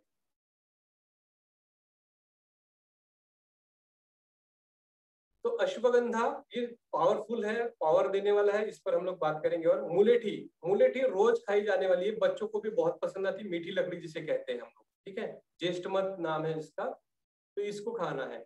आंवले, अश्विन माह जो होता है, दिवाली से पहले का जो सीजन होता है, उस वक्त आंवले आना शुरू हो जाते हैं। उस वक्त आप ज्यादातर कच्चे आंवले खाने का या उसका जूस पीने का या फिर उसका सेवन जैसे भी हो सकता है, आंवलों का सेवन ज्यादा से ज्यादा अगर करते हैं तो ठंडियों के बाद में जो कोरोना का फिर से प्रकोप होता है, जैसा हमने अभी देखा ना इस बार कि होली के तुरंत बाद एकदम से राइज हुआ, पीक हुआ उसका, ठीक है, ऐसा जो समय होगा वो आंवले खाने का समय है। तुलसी, तुलसी के साथ में आप तुलसी रोज खाई जा सकती है, या फिर मैं आपको छोटी सी चाय बता देता हूँ। तुलसी के 6-8 पत्ते और 1 इलायची, आपकी जो आप रोजाना चाय पीते हैं उसकी चाय पत्ती थोड़ी सी डालकर चाय बनाइए और इसका 2-3 बार सेवन कीजिए। आपके आजू बाजू सब जगह अगर वायरल इन्फेक्शन है भी आजू बाजू घर में, घर के आजू बाजू, तो आपको ये तुलसी वाली जो चाय है, इलायची वाली चाय, ये निश्चित ही वायरल इन्फेक्शन से दूर रखेगी, क्योंकि आयुष्पात में भी तुलसी एक मेजर इंग्रेडिएंट है, ठीक है। तो तुलसी एक बहुत ही अच्छा इम्यूनो प्रोटेक्टर माना जाता है। तो आपने करना है 1 इलायची और 6 पत्तियां तुलसी की, इसको मिलाकर थोड़ी सी चाय पत्ती डालकर इसकी चाय बनाइए और बहुत ही अच्छा, दिन में 3-4 बार पी जा सकती है चाय, ठीक है ना। एसिडिटी होती है ना कुछ होता है, लेकिन बहुत अच्छा रिस्पांस, हमारा इम्यून रिस्पांस बहुत अच्छा डेवलप होता है। और नीम और हल्दी के बारे में मैंने आपको बता दी। ऐसी एक और चीज आपके किचन में पड़ी होती है, नेक्स्ट स्लाइड में मैं आपको दिखाता हूँ। ये है पिपली, ब्लैक पीपर कहते हैं जिसे, ठीक है, पीपर नाइग्रम कहते हैं। तो पीपर जो है, पिपरी जिसे कहते हैं, ये बहुत ही अच्छा स्टेरॉइड के रूप में काम करता है। चेस्ट के लिए तो इससे बढ़िया स्टेरॉइड नहीं है आयुर्वेद में, ठीक है। तो हमारे जो लंग्स है जहाँ कमजोर होते हैं तो पिपली का चूर्ण खाना चाहिए। वर्धमान पिपली नाम का एक रसायन हमारे आयुर्वेद में, वो अभी आप लोगों ने नहीं करना है, वैद्य की सलाह में ही लिया जाता है कि 10-10 पिपली शहद के साथ कर रोज रोज बढ़ाई जाती है। तो लगभग ये 10 दिन तक बढ़ाना फिर 10 दिन तक घटाना, ऐसा पूरा वर्धमान पिपली का एक ये होता है। लेकिन पिपली का चूर्ण आप बनाकर रख दीजिए, 1 या 2 पिपली का चूर्ण शहद के साथ आप चाट सकते हैं। इसमें ये नेचुरल स्टेरॉइड भी है और हमारा रसायन द्रव्य का अर्थ होता है जो आपका एजिंग कम करता है, बायोलॉजिकल एज। जैसा आपकी एज अगर 60 हुई है, जैसा जितेंद्र की एज 60, अनिल कपूर की एज 60 के अबाव चली गई है, ठीक है, लेकिन ये लोग एकदम यंग दिखते हैं, जवान दिखते हैं, तो आपका बायोलॉजिकल जो एज है, बायोलॉजिकल एज को कम करने का काम जो द्रव्य करते हैं उनको रसायन कहते हैं। तो पिपली इस रसायन की श्रेणी में आता है। आंवले का चूर्ण भी रसायन की श्रेणी में आता है, ठीक है। आंवले से आपने जाना पता होगा आपको कि च्यवनप्राश बनाया जाता है, ठीक है। तो च्यवनप्राश आंवले से बनता है। तो ये भी एक रसायन है जो आपका बायोलॉजिकल एज तो कम करता है, और जिसका बायोलॉजिकल एज कम है उसकी उम्र से, वो निश्चित ही उसका इम्यून रिस्पॉन्स जो होता है या होस्ट रिस्पॉन्स होता है वो बहुत ही स्ट्रांग होता है उसका, ठीक है। फिर गिलोय के बारे में हमने आपको समझाया। अश्वगंधा का चूर्ण भी ऐसी सावधानी के साथ मिला। अश्वगंधा का चूर्ण अभी टैबलेट्स भी मिल जाती है, 21 दिन तक खाना है, फिर से ब्रेक मारना है उसको, ठीक है। तो कोई भी चीज जो होती है जो गर्म होती है, जो इम्यून रिस्पॉन्स बढ़ाती है, ऐसी बहुत ही कम चीजें मैं आपको बताऊंगा। जैसे गाय का घी, हमारा इम्यून रिस्पॉन्स बहुत अच्छा। देसी गाय का घी, गाय का देसी घी नहीं, देसी गाय का घी भी ये रेगुलर खाया जा सकता है, ठीक है। लेकिन अश्वगंधा को जब खाना है तो रोकना पड़ेगा। लेकिन एक और चीज है जिसका नाम है रसायन चूर्ण, ठीक है। तो रसायन चूर्ण को आपने रेगुलर खाया जा सकता है, ये मार्केट में मिल जाता है रसायन चूर्ण के नाम से। या फिर अगर किसी को नहीं मिलता है तो उसमें 2-3 चीजें है, गिलोय है, गुड़ची है और गोक्षूर है। सॉरी, गिलोय, आंवला और गोक्षूर, गिलोय, आंवला और गोक्षूर, इनको समप्रमाण चूर्ण मिला दिया गया है। इसका नाम रसायन चूर्ण, नाम ही रसायन चूर्ण है, जो आपकी उम्र को कम करता है। आपकी उम्र का है, आप 100 साल तक भी जी सकते हैं, लेकिन आप लगेंगे 75 के। अगर आप 75 के हैं तो 60 के लगेंगे, 60 के हैं तो 45 के लगेंगे। ये जो काम है ये रसायन चूर्ण करता है, ठीक है। तो नेक्स्ट स्लाइड में हम और एक चीज जिसके बारे में अभी अभी मैंने कही, करेला। अगर ये अभी तक हम लोग तो ये समझ रहे थे कि बीमारी नहीं आने देने के लिए, अर्थात पोस्ट रिस्पॉन्स, अर्थात आपका इम्यून सिस्टम को डेवलप करने वाली सारी चीजें आपको बता दी मैंने, ठीक है। कौन सी थी? अश्वगंधा थी, मुलेठी थी, तुलसी थी, उसके बाद में आंवला, नीम, हरिद्रा, ठीक है, पिपली, रसायन चूर्ण, ठीक है, ये सारी चीजें आपको बता दी। अब ये है करेला। जिस दिन भी आपको फीवर चढ़ना शुरू हो जाता है, थोड़ी देर के लिए फीवर आएगा या 4-5 घंटे के लिए आएगा, पैरासीटामोल लेकर भी कम नहीं हो रहा है, ऐसा फीवर आ सकता है, ठीक है। उस दिन आयुर्वेद में तो ये कहा है कि ज्वरस्य पूर्व रूपे लंघनम, यानी जिस वक्त आपको लगता है कि आपको फीवर चढ़ने वाला है, उस दिन आप गरम गरम पानी पी के सोए रहो, गर्म पानी पी सोए रहो, उस दिन लंघन करना है, अर्थात भूखे रहना है। अब नई स्टडी ये आई है कि वायरस और बैक्टीरिया को ग्लूकोज बहुत पसंद आता है। हम खाते क्या है? कार्बोहाइड्रेट खाते हैं, ठीक है, उससे तुरंत ग्लूकोज बनती है। तुरंत ग्लूकोज बनने के बाद में उनको और रेप्लिकेशन का मौका मिल जाता है। अगर ज्वर के पूर्व रूप में, अर्थात वायरस का इन्फेक्शन शुरू हुआ है और मुझे लग रहा है कि अब शरीर में जकड़न सी हो रही है, गर्म सा लग रहा है, लेकिन पूरा बुखार नहीं आया, उस वक्त अगर हम तुरंत उपवास शुरू करके उस दिन जल सेवन कर दे, गर्म पानी, उस वक्त क्या होगा कि आपकी बॉडी को बचने के लिए जितना शुगर लगता है उतना ही शुगर है, बाकी तो कम हो जाएगा। हाइपोग्लाइसेमिक थोड़ा सा फील होगा आपको, शुगर कम, लेवल कम हुई ऐसा लगेगा। उतना शुगर लेवल तो आपके शरीर के लिए लगेगा, ठीक है। तो वायरस को या बैक्टीरिया को उतना ये ग्लूकोज नहीं मिलने के कारण उनका रेप्लिकेशन रेट कम हो जाएगा, और फिर आपका इम्यून सिस्टम, क्योंकि आपका इम्यून सिस्टम कब काम करता है? जब आपका ग्लूकोज कम हो जाएगा तो आपके फैट से ग्लूकोज निकालेगा, ठीक है। तो जो फैटी एसिड से ग्लूकोज बनाएगा, अर्थात आपकी एनर्जी बनाएगा, वो ग्लूकोज ही नहीं बनती, वो एनर्जी बनेगी उससे, ठीक है। और इस एनर्जी से आपको उसके साथ में लड़ने में शक्ति मिलती है। तो ज्वरस्य पूर्व रूपे लंघनम का ये दिया है, ज्वर मध्य तु पाचनम, यानी ज्वर अगर आ गया तो पाचन शुरू करना है। क्या करना है? तो पिपली हो गया है, अजवाइन हो गया, तो ऐसी गर्म चीजें जो है, गिलोय हो गया, गिलोय घनवटी हो गया, ये जो गर्म चीजें इसका यूज करते हैं हम लोग, संशमनीवटी के नाम से आता है, या फिर आरोग्यवर्धिनी आती है, तो ये इससे पाचन करते हैं, तो जो दोषों का पाचन करते हैं और बुखार कम हो जाता है। ठीक है, ज्वर मध्य, ये फिर आता है करेला, ये जो वायरल ये है ना फीवर हमारा, करेले की सब्जी सबसे बेस्ट है। आपने देखा होगा कि जब भी फीवर आता है तो आपको ये आना शुरू हो जाता है, मुंह में कड़वा स्वाद शुरू हो जाता है, कुछ भी खाओ तो कड़वा लगना शुरू होता है, यानी नेचुरली हमें क्या फीलिंग आ रही है कि कड़वा, कड़वा ही कड़वा। तो इसका मतलब हमारा जो टेस्ट है वो कड़वा हो रहा है, बीटर टेस्ट हो रहा है, तो ये हमारा होस्ट रिस्पॉन्स को बढ़ा रहा है। तो आपने करेले की पत्ते का जैसा हमने प्रयोग भी किया है कि नीम और करेले का जूस दे रहे हैं हम, ठीक है, और उससे बहुत अच्छा रिजल्ट भी आ रहा है, सीआरपी लेवल्स मेंटेन हो रही है उससे। ठीक है, तो ये जो है आप भी इसका प्रयोग घर में कर सकते हैं, और कुछ खाकर तो होता नहीं तो करेले की सब्जी खा लो फिर सीधा सीधा, है ना। तो इस तरह से हम इसको आगे बढ़ सकते हैं। नेक्स्ट स्लाइड में हम देखते हैं एक बहुत ही कारगर चीज है, जब आपके फेफड़ों में कफ जमना शुरू हो जाए, ठीक है, आप सांस फूलना शुरू हो जाते, तो ये है वासा, जिसे कहते हैं अडुलसा, सिंह आस्या कहते हैं, इसके फूल जो होते हैं ना, तो इसका शेर के मुंह जैसा उसका फूल होता है। इसकी पत्तियां मेरे घर में एक पेड़ ये लगा कर रखा, ठीक है, तो लगभग 9-9 इंची 10-10 इंची या 1-1 फीट तक की पत्तियां होती है इसके अडुलसा। ठीक है, इन पत्तियों का जूस शहद के साथ पियो। बड़ा सुंदर वाक्य यहाँ पर लिखा है, वासा है तो आशा है।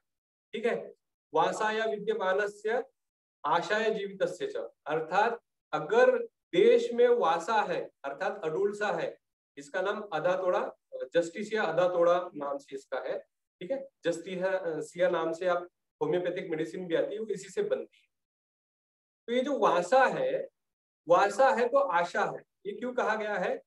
शास्त्र कहता है कि जिस गांव में अडुलसा का पेड़ है या वासा का पेड़ है, उस गांव में, उस ग्राम में, उस पद में, जनपद में कोई भी क्षय से या उरक्षत से नहीं मरेगा, अर्थात टीबी या लंग के कोई भी डिसीज से कोई नहीं मरेगा जब तक आपके गांव में या आपके आसपास कहीं वासा का पेड़ है। और हमने भी संकल्प लिया है अभी कि हमारे घर में जो एक पेड़ है उसके कई पेड़ हम लोग अभी बनाएंगे।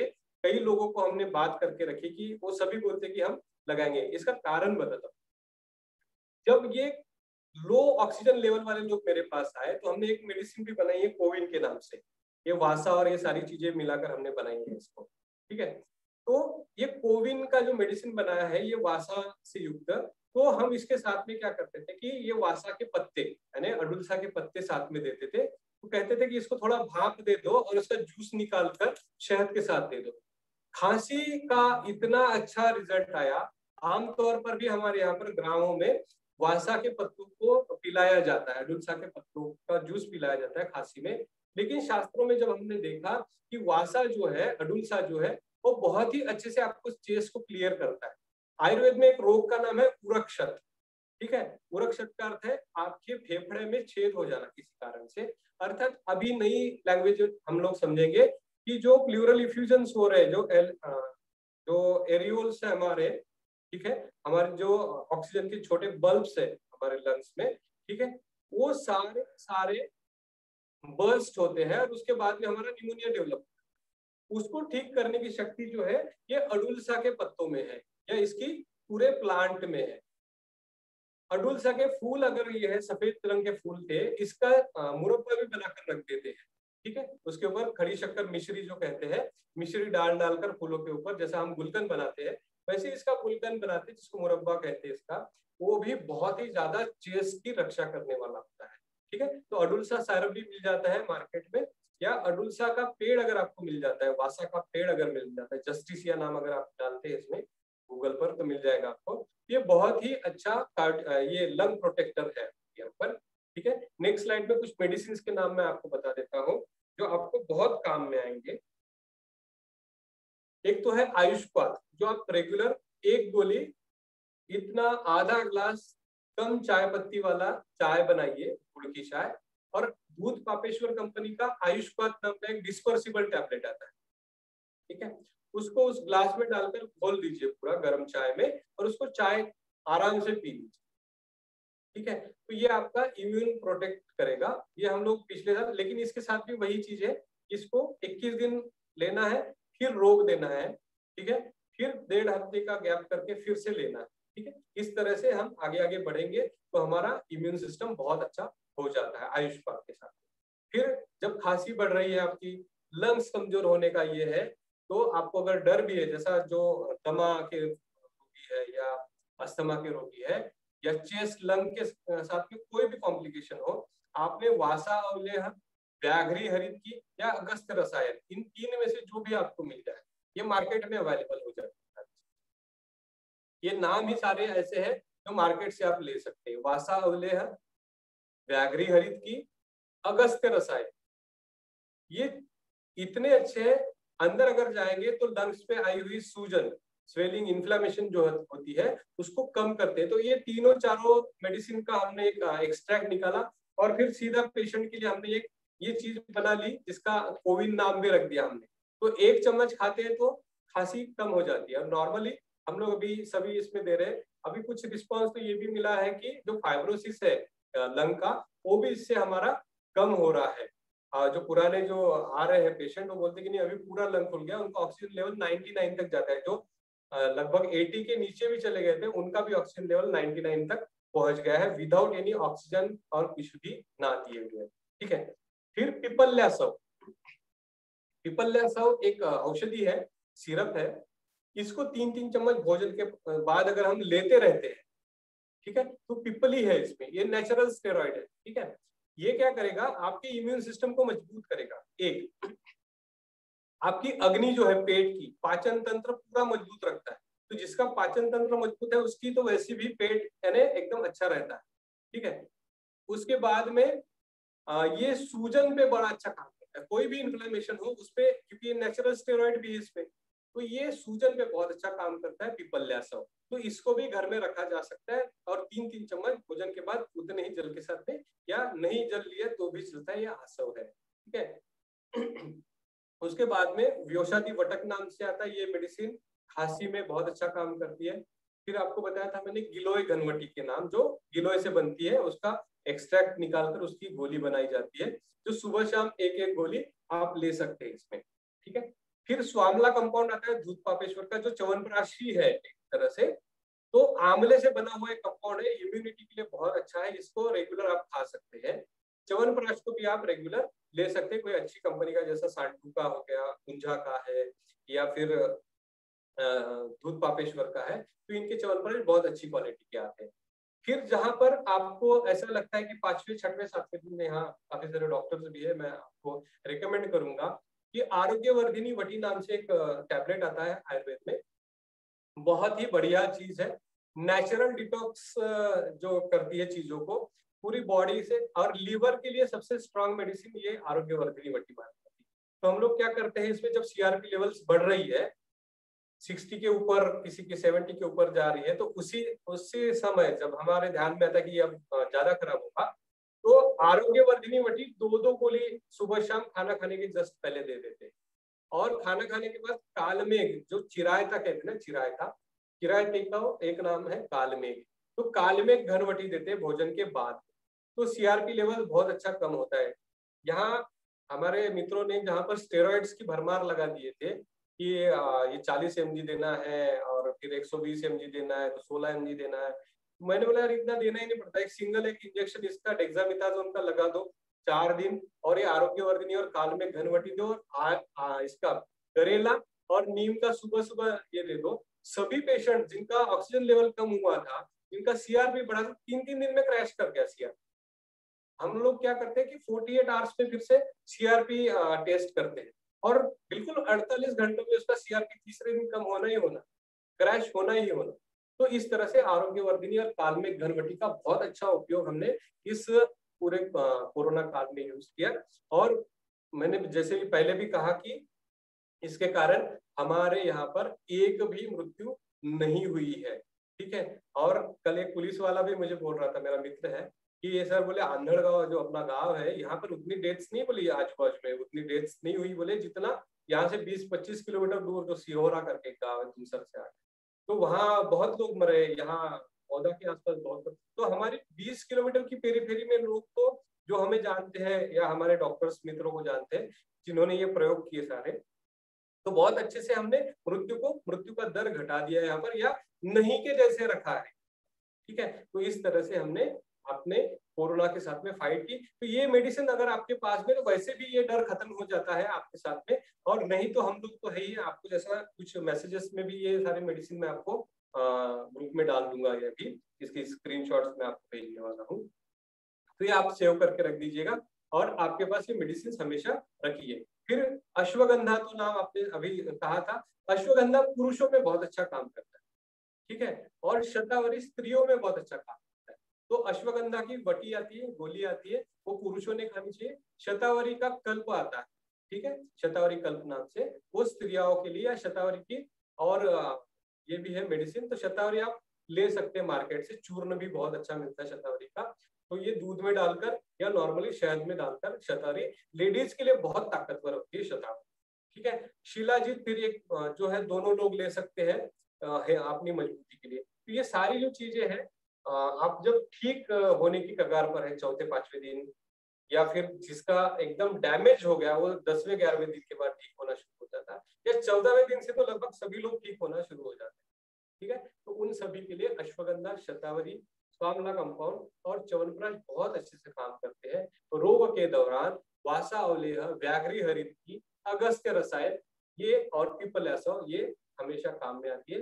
पिपलैसव और आयुष्पाद आप रेगुलर ले सकते हैं, ठीक है। अब आते हैं ऐसी चीज पर, नेक्स्ट,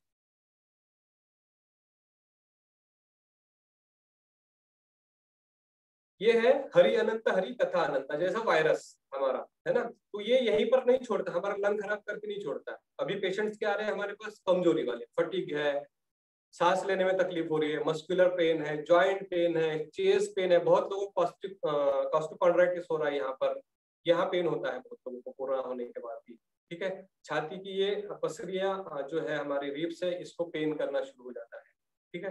कुछ लोगों में मेंटल डिसऑर्डर यानी कंसंट्रेशन लॉस, मेमोरी लॉस, नींद नहीं आना, आधी रात में बुखार चढ़े जैसा लगना, ये सारे कॉम्प्लिकेशन दिख रहे हैं। हेडेक तो बिल्कुल कॉमन है बहुत लोगों में, कि बीमारी, अभी बुखार तो नहीं आ रहा है, लेकिन कभी कभी बुखार जैसा लगता है और हेडेक कंटिन्यू करता है, तो हेडेक काफी है, ठीक है। कार्डियक प्रॉब्लम्स है, कुछ लोगों को बाद में अटैक होगा, जैसा रोहित सरदाना की डेथ हुई, ठीक है। तो ये कार्डियक का प्रॉब्लम शुरू हो गई, टैकीकार्डिया बना रह रहा है लोगों में, लॉस ऑफ स्मेल और टेस्ट तो है, और कुछ लोगों में तो और ज्यादा ये हुआ कि फाउल स्मेल आना शुरू हुआ है। कुछ खाएंगे, अच्छी सब्जी भी खाएंगे तो मुंह में स्वाद जो है एकदम गंदा लगता है, यानी नहीं लगा तो ठीक है, लेकिन एकदम गंदा स्वाद लगता है, स्मेल बहुत गंदी आती है, ठीक है। तो ये भी सारी चीजें इसके साथ में हो रही है। डिजीनेस है, जब आप खड़े होते हैं तो एकदम से चक्कर आना शुरू होता है, आप चलना या काम करना शुरू कर देते तो आपको वीक लगता है, या ये जो सिम्टम है सांस फूलने की वगैरह, ये आपको होना शुरू हो जाता है। फिर नया है ब्लैक फंगस है, फिर व्हाइट फंगस है, फिर ये है वो है। अब दौसा में कल ये मिला कि 341 बच्चों में ये कोरोना पॉजिटिव पाया गया। तो ये कथा समाप्त नहीं होने वाली कोरोना की, इसीलिए किसी भी चीज पे न जाते हुए आप लोगों से यही निवेदन है कि मेडिसिन का पार्ट करता रहेगा, जब है डॉक्टर का पार्ट डॉक्टर करते रहेंगे। हमने सबसे पहले अपना डिफेंस मजबूत करना है, और उसके लिए जो डिफेंस मजबूत करने के लिए जो चीजें बताई, जैसा आंवला है, नीम है, मुलेठी है ना, ये सारी चीजें आप ध्यान में रखिएगा। एक टैबलेट का नाम बताता हूँ जिसका सिरप भी आएगा, मैं आगे ही बता देता हूँ दोनों। तो ये हमेशा आप घर में रखिए, ठीक है। फिर जो इसके नेक्स्ट स्लाइड है, आपको जिनका कोरोना हो गया है और वीकनेस चल रहा है, अब जैसा आचार्य, हमारे बहुत प्यारे आचार्य दर्शन जी है, तो दर्शन जी बोल रहे थे उस दिन कि मुझे थोड़ा सा वीकनेस लग रहा है, बाकी तो सब ठीक है, ठीक है, लेकिन वीकनेस बढ़ता बढ़ता जा रहा है। क्यों बढ़ता जा रहा है? क्योंकि उन्होंने बताया मुझे कि हम लोग फ्रूट्स बहुत खा रहे हैं, अभी बहुत ज्यादा फ्रूट्स ले रहा हूँ मैं रिकवरी के, तो फ्रूट्स का अभी कोई रोल नहीं रहता है।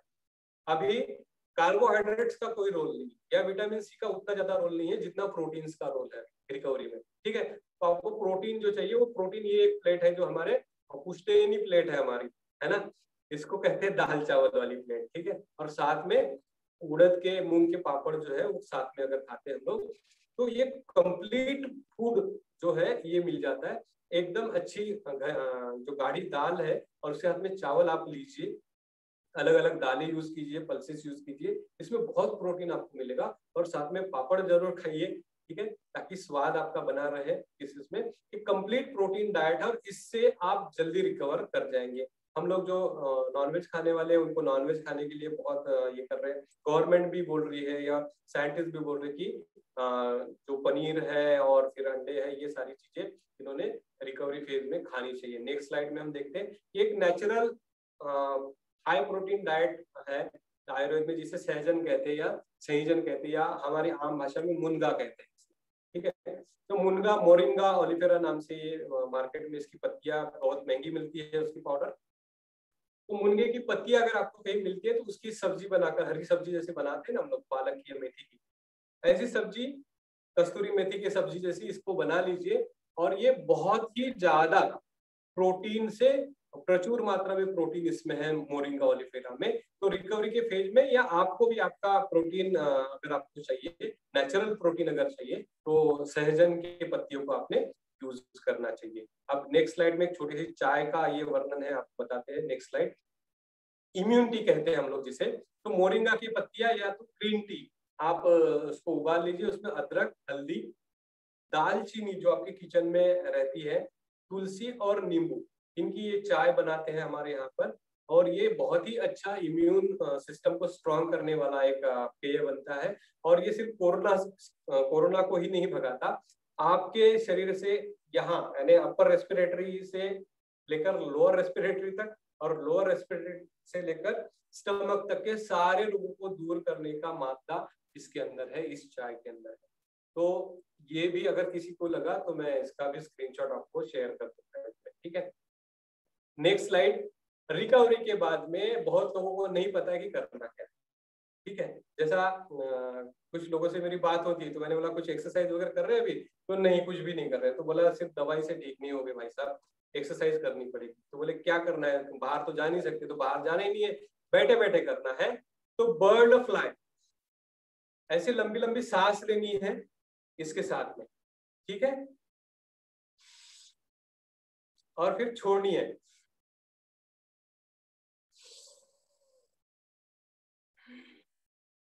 ये एक्सरसाइज आप अगर करते हैं तो आपके फेफड़ों में पूरी सांस भर जाएगी और आपका लंग जो है हर यहाँ तक आखिरी सेल तक, वहां तक ऑक्सीजन पहुंचेगी। फिर दूसरी जो ये है ब्रीथ होल्डिंग, ठीक है, आपका जो सांस है उसको रोकने का प्रयास कीजिए। लंबी सांस लेने के बाद में आप कितनी देर तक रोक सकते हैं। तो कैडिला फार्मास्यूटिकल ने एक ये भेजा है, वो मैं आपको भेजता हूँ ग्रुप में, उसको आप देखिए कितनी देर तक आप सांस होल्ड कर सकते हैं। इससे आपको पता लगेगा कि आपके फेफड़े कितने मजबूत हैं। ठीक है, फिर तीसरा है एक्सरसाइज, वो है बलून फुलाने। ठीक है, जैसे बच्चे लोग बलून को फुलाते रहते हैं, खेलते रहते हैं, तो हमने भी क्या करना है, बलून को फुलाना है और फिर से छोड़ देना है, फिर फुलाना है, फिर हवा छोड़ देना है। इससे क्या होता है कि हमारी एयर फ्लोइंग की कैपेसिटी मजबूत हो जाती है। फिर हमने अनुलोम विलोम प्राणायाम कर, ठीक है, अनुलोम विलोम जितना अच्छा करेंगे कोविड के बाद में, आपके लंग्स उतने ही मजबूत होते जाते हैं। फिर एक बेली ब्रीदिंग है या डायफ्रामेटिक ब्रीदिंग कहा जाता है, जिसे सांस को नाभि तक लेने का, पूरी तरह से सांस नाभि तक लेने का जो व्यायाम है या ये श्वसन विधि है, इसको हम करेंगे तो इससे भी हमारे फेफड़े मजबूत हो जाते हैं। फिर अंतिम है सेल्फ प्रोनिंग, इसका मतलब है कि आपने औंधा लेटना है, ठीक है, थाइस के नीचे सपोर्ट के तौर पर 2 पिलो और चेस्ट से ऊपर यानी हमारी गर्दन से आसपास, कांधे के आसपास एक सिंगल पिलो, जैसा वो लेडी दिखाई दे रही है ना यहाँ पर, तो इसको हम यूज करें। ठीक है, तो सेल्फ प्रोनिंग इससे हो जाती है और लंग्स पूरे ओपन हो जाते हैं इसमें। ठीक है, अब अंतिम इसमें चलते हैं हम लोग कि जो स्लाइड नेक्स्ट है, थर्ड वेव। ठीक है, थर्ड वेव से हमें बच्चों को बचाना है, क्योंकि कल ही मैं पढ़ रहा था कि राजस्थान के दौसा में बच्चे 341 बच्चे कोरोना पॉजिटिव पाए गए हैं। ठीक है, और हमें अपने भविष्य इन बच्चों में, देखिए कैसे सर्कल बनाकर उन्होंने एक बच्चे को सेव किया, ऐसे हम लोग भी अपने बच्चों को बचाना है। एक टैबलेट या सिरप का नाम मैं आपको बता देता हूँ, जो आप घर में रखिए, हमेशा बच्चों को दीजिए। 21 डेज के कोर्सेज करते जाइए, ब्रेक करते जाइए, फिर 21 डेज का कोर्स कीजिए। इसका नाम है चरक फार्मास्यूटिकल का एक्स्ट्रा इम्यून नाम से आता है, एक्स्ट्रा इम्यून, चरक फार्मास्यूटिकल। इसका टैबलेट भी आता है और सिरप भी, बहुत टेस्टी सिरप आता है, बच्चे बहुत आराम से पी लेते हैं। तो हम हमारे घर में बच्चों को यही चीज पहले शुरू करते हैं, कभी भी उनको कुछ होता है तो एक्स्ट्रा इम्यून शुरू कर देते हैं, तो यहाँ से लेकर यहाँ तक कि कोई भी रोग नहीं होते। बच्चों के लिए एक और टैबलेट का नाम लिखेंगे जो उनको रोगों से बचाएंगे। उस टैबलेट का नाम है रस पीपरी।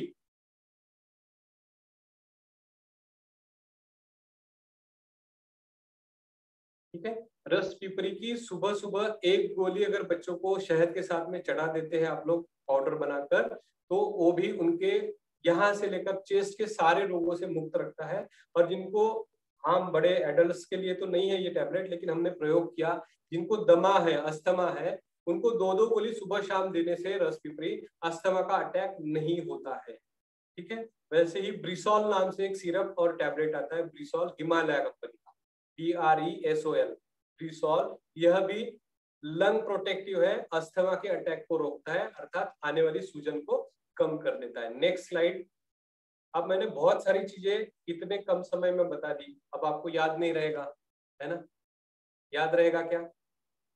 तो बहुत सी चीजें तो आपने लिख ली है, ठीक है, लेकिन ये जो चीज है, नेक्स्ट स्लाइड, इसको तो हर कोई याद रख सकता है। क्या है ये? हमारे देश का झंडा है। तो आपने अपनी इम्यूनिटी को और ये कोरोना से, कोरोना के डर से, कोरोना से बचने का ये झंडा याद। क्या है ये झंडे में? सबसे ऊपर कौन सा कलर है? ऑरेंज, ठीक है ना? तो हमने ऑरेंज कलर में, रेड कलर में, येलो कलर में जो जो फ्रूट्स मिलते हैं उनका बहुत लगातार से होता है। एक हो गया ऑरेंज, उसके बाद में व्हाइट कलर है उसमें, ठीक है, व्हाइट कलर है डेयरी प्रोडक्ट्स के बारे में। तो जो डायबिटिक नहीं है, जो मजबूत है, वो लोग डेयरी प्रोडक्ट्स या ये खा सकते हैं, जिनको खा सकते हैं वो लोग खाए, ठीक है। लेकिन डेयरी प्रोडक्ट, और इसके साथ में सबसे बड़ी चीज जो है व्हाइट के साथ में, वो है सनशाइन, ठीक है। विटामिन डी जो है वो इम्यून सिस्टम को बहुत अच्छे से मजबूत करता है। तो ये व्हाइट कलर जो है वो आपको ध्यान में रखना है कि आपको सनरेज लेना है, सुबह या शाम जब भी हो, सनरेज आपकी बॉडी में एब्सॉर्ब होनी चाहिए, ऐसी जगह पर आपने बैठना है। बाबा ने हमें चक्रमन की विधि दी है ना, तो सन जहां पर आ रहा है उस जगह पर आपने बैठना है, ताकि विटामिन डी का आपके शरीर में अच्छे से निर्माण हो जाए, ठीक है। और फिर नीचे कौन सा कलर है?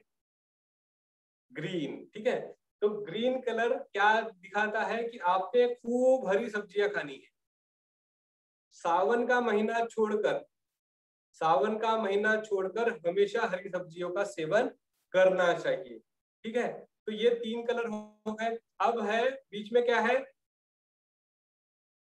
चक्र है, ठीक है। इसका मतलब क्या है? और कौन सा रंग का चक्र है ये? नीला, ब्लू, है ना। तो नीले आसमान के नीचे घूमना है आप, ठीक है। चक्र क्या बताता है हमें? नीले आसमान के नीचे घूमना है। फिर क्या है उस चक्र में? एक सेंटर में एक है, वो आप है, और बाहर जो है चक्री बड़ी, वो संसार है। तो उसके बीच में जो तिलिया है वो डबल एरोड है, ठीक है। उसका आध्यात्मिक महत्व है इस चक्र का।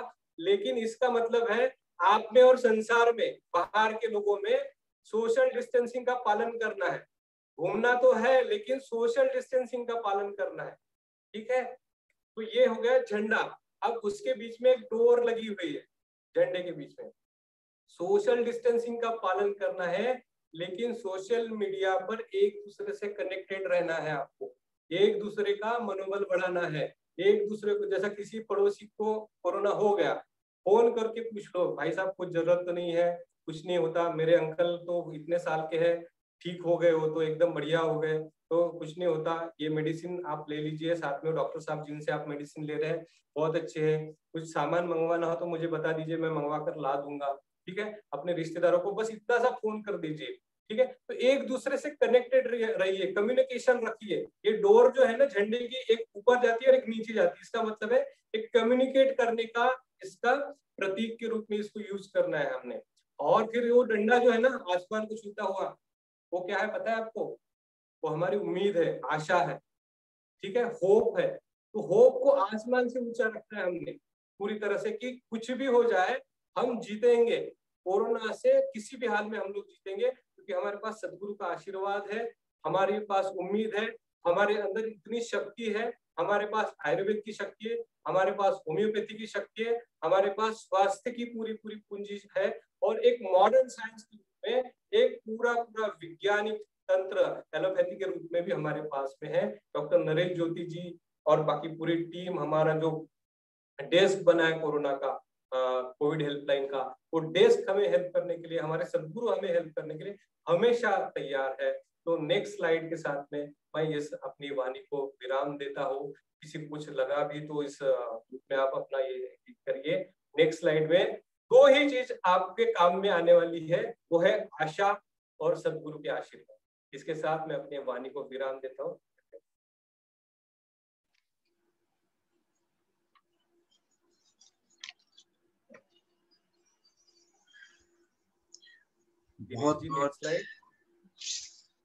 बहुत बहुत धन्यवाद डॉक्टर साहब जी। और बिल्कुल हम बिल्कुल जरूर जीतेंगे। ये गुरु साहिबान फरमाते हैं कि रात है, रात की एक सीमा होती है, और सुबह हमेशा सुबह जरूर होती है। तो इस रात की भी सुबह होगी, हम जरूर जीतेंगे। तो बहुत बहुत इतना बढ़िया तरीके से आपने इतने इफेक्टिव और सरल तरीके से हम सबको समझाया, और जो आपका अंदाज था वो कंक्लूड करने का, वो झंडे के 3 रंग, ऐसे लगता है कि आपने हमारे जीवन में बहुत खूबसूरत रंग भर दिए हैं। तो बहुत बहुत शुक्रिया डॉक्टर साहब, आप इस वेरी ब्यूटीफुल प्रेजेंटेशन के लिए, खूबसूरत सत्र के लिए। और सभी मित्रों के, जैसे आपने देखा है कि ये कोरोना है, कोविड है, इसकी स्टेजेस जो होती हैं, स्टेजेस होती हैं कि जब किसी से हम एक्सपोज होते हैं, आप किसी के एक्सपोज हो गए तो 2 से 14 दिन के बीच आपको कोरोना हो सकता है। 5 दिन मीडियम होते हैं, एक वो स्टेज होती है। उसके बाद लक्षण आपको आता है, हम कहते हैं पहला दिन लक्षण का, दूसरा दिन, तीसरा दिन। अब ये बड़ा है कि पहला दिन कौन सा है? जब आरटीपीसीआर पॉजिटिव है वो है, जब किसी से पॉजिटिव लैब कंफर्म केस से हम मिले वो है, या फिर हम पहला लक्षण आया है। तो पहला दिन है जब आपको पहला लक्षण आया, वो पहला दिन है। ये लिख के रख लीजिए, वही पहला दिन है जब आपको पहला सिम्टम आया। और उसके बाद सेकंड, जब थर्ड स्टेज है, पहली तो एक्सपोजर की स्टेज है, अब लक्षण है। और थर्ड है कि आप 5वें दिन, जैसे डॉक्टर साहब ने बताया, 5वें दिन तक तो हमारी इम्यूनिटी देखती है कि वायरस को मारने की कोशिश करती है, माइल्ड सिम्टम होते हैं, ठीक है। अगर इम्यूनिटी जीत जाती है तो हम 80% में आ जाते हैं, हम ठीक हो जाते हैं, हमें पता भी नहीं चलता कि सिम्टम है या कोरोना आया था, ठीक है। लेकिन 20% में हमारी इम्यूनिटी हार जाती है, और जो वायरस है ओवर पावर कर जाता है। वहां से 2 रास्ते चले जाते हैं, एक हम रिकवरी की तरफ और एक डाउनहिल कोर्स की तरफ। और आपको लगता है कि जब 5वें, 6ठे दिन, 7वें दिन में फिर से फीवर आना शुरू हो जाता है, या फिर फीवर 100 था, 102 और 3 आना शुरू हो गया, तो समझ लो कि आप 20% के रास्ते पर चल रहे हो।